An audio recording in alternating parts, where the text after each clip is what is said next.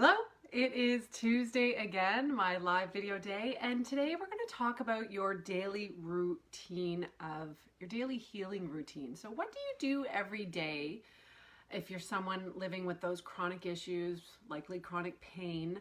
What do you do every day that helps your pain? And then I'm going to go through a little routine that I think is really helpful, and we'll start each Tuesday live with that. So you can do it along with me and see if you like it. And you can maybe adapt it to your own self-care routine in some way, self-healing routine. And I also, before I get going with the exercises, wanted to welcome Donna, Ioana, and Sharon to our Live a Pain-Free Life Facebook group. So thank you, thank you, thank you. You're all approved and ready to rock. So let's go through it. So first, I'm just gonna do deep breathing. So take a deep breath in, just 2 deep breaths. And as you exhale, relax your whole body. And then inhale again. And exhale, relax your whole body. And something that I am remembering throughout my day that helps me in my self-healing journey is that I am healthy by nature. So just a simple thing to say. I'm going to be saying it more often in the group because we are all healthy by nature. And that's why taking these tools that this whole Facebook group is all about, these healing tools, and putting them into your daily life really helps your body heal from the inside out. So because we are healthy by nature, that's why these tools work. Our body is always, always going towards health and healing, which for some of us can be very challenging some days to really believe if our state is very chronic, shall we say. Okay, so 2 deep breaths in. And saying to yourself out loud is the best. You can do it however way you want, but I am healthy by nature. I am healthy by nature. With some enthusiasm, even if it's just in your mind. There's no rules to this. You can make it your own. I'm just showing you an example.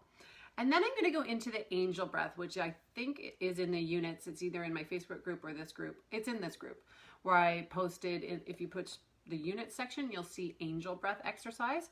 So you can see my whole body doing it, a whole explanation. So we'll just do it now. So this is one of my favorite exercises to do because I really feel like it sets people's body up to allow opening the doorway to the healing part of us. So it's a real amazing way to calm this area here, which holds so much tension. And a lot of it's just because of how we're even breathing, right? Okay, which we've been talking about in lots of other videos. So inhale your arms out to the side and exhale your arms back down to your lap, okay? So inhale your arms. If this hurts, don't do it. Do this, do wherever it is. This exercise is not about getting to here. This exercise is about getting to wherever it is you are in a pain-free range of motion and doing it with the least amount of effort possible. Okay, so this is really about getting things moving, not necessarily strengthening. So least amount of effort possible. Your arms are floating up. Inhale into your belly.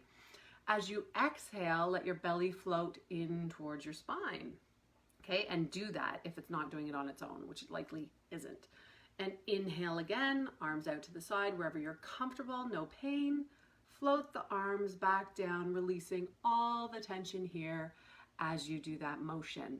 Now your hands, as you go out to the side, you can't see mine, so you can spread them, which might be a little too intense for some of you, might create some pulling. So don't do that, just keep them soft. Again, you're gonna play around with what your fingers are doing and make it work for you. Good, I think we're at number 4. I think I can count and talk. And then we're gonna go one more time. Inhale. And exhale, brilliant. And now we're gonna do one more thing where we're gonna put our hand, I'm putting my hands like this on my heart. We're gonna shut our eyes and just think of a time in your life, go through your life right now, and a time where you can remember in this moment you felt so grateful. So just feel that feeling, remember that experience. For me, it's saying my vows to my husband on my wedding day. It just brings that feeling of absolute gratitude to my brain, to my heart. And just really feel that experience. Feel that feeling that experience creates of gratitude. And then let that feeling expand into your whole body. So down into your feet, down to your hands, up to your head. And if that seems weird for you, just imagine it happening. Just imagine it. If that doesn't work, don't do it. Just feel the gratitude in your body, however it makes sense for you. And now I want you to feel that gratitude and let it sort of expand beyond your body and fill up the room you're in.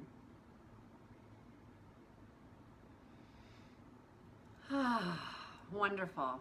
So that is a great, how long would that take us? 2 deep breaths in, saying to yourself in your mind or out loud, I am healthy by nature. I am healthy by nature, with great enthusiasm. Smile on your face is even better. 2 deep breaths in, 5 angel breaths, and then a few moments of experiencing that feeling of gratitude in your body, in your heart, and even expanding it to fill the room. So I love that. It's quick and easy. And I just want to remind you of how much this stuff works when you are consistent.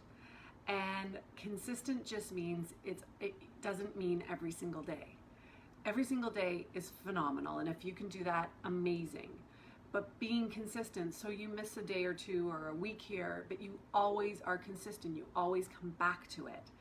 So I just want to share a story here about someone I worked with actually many years ago when I was first getting started. And I was a massage therapist and I did rehab personal training. I was referred a patient, I don't even know how anymore. I don't know who referred her, but she came into my life and she was very challenged with, she had a diagnosis for her low back of like ankylosing spondylolisthesis, like, you know, big shear in her vertebrae and her, right in her low back. She was, in few months, I think it was 3 months, she was going on a trip to Africa with her daughter, and so she could barely walk. I mean, she really was, she was in excruciating pain. I think she was still going to work every day and all that stuff, but really, really in excruciating pain. She was in her 60s, maybe late 50s at that time. And she was my greatest teacher, because what we did was I came to her house every 10 days for 45 minutes. I never touched her, meaning I never did hands-on treatment. That wasn't something that was working for her. It was just getting her to do the exercises. And I'll never forget, the first day we practiced getting out of bed, because getting out of bed, she always like injured herself. So we did a roll. We did this like using her core, using probably not her breath at that point, because I didn't know all about breath until, you know, the second half of my career. But doing a roll out of bed, I will never forget it. We started with literally movements of daily activity. So getting out of bed, how to sit in a chair, how to get up from the chair without injuring her back more. And I have to say, I worked with her. She went on her trip. She did great. She still had pain, but she managed, because she could manage it better. Again, because we were giving her body tools, we were strengthening it so that she could do that. And one of the big things with ankylosing spondylolisthesis is there's a shear forward. So in what you don't want to do is a lot of extension. So we never did that. We always had our neutral spine, strengthening her in that way. We could go forward with exercises, but not extension. And I have to say, within 2 years of literally seeing her every 10 days for 45 minutes, and I will say she did not one exercise on her own. She did no homework. She had no routine stemming from what I was teaching her and what we were doing together. And after 2 years, maybe a year, I worked with her for many years. I can't remember the timeline. It took a while, for sure it took a while.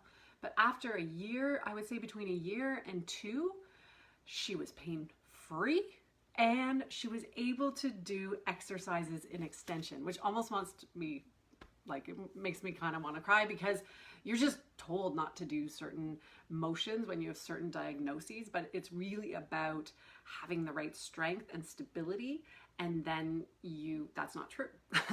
And I learned that. She was such a gift for me early on in my career, but I learned that it's consistency. Like I wasn't living a life like that. I was pounding myself every day at the gym. I was a personal trainer. I was this and that. But what I learned from her was, wow, consistency wins the race. She was committed because she did not miss an appointment with me. She knew, she booked me every 10 days for 45 minutes. We didn't even do an hour because it was too long for her body. So pretty amazing experience for me, and I'm super excited to share it with you. Hopefully to encourage you if if you're an on and off person with your self-care routine, we kind of all do know what makes us feel better, don't we? It's just a matter of doing it. So I hope that story inspired you. It definitely inspired me, and consistency wins the race. So I offer that self-care routine to you today. Is that Ioana? Hey, Ioana. It's fun being live. And I'd love for you to share your self-care routine in the comments. Would be phenomenal, because again, this is all about learning from each other. And I look forward to meeting you there. And again, welcome Donna, Ioana, and Sharon to our Live a Pain-Free Life Facebook group. Have a great Tuesday. We're going to start every Tuesday video and maybe every live video from here on in with that little routine of self-care and presence and healing. Okay, have a good one. Bye.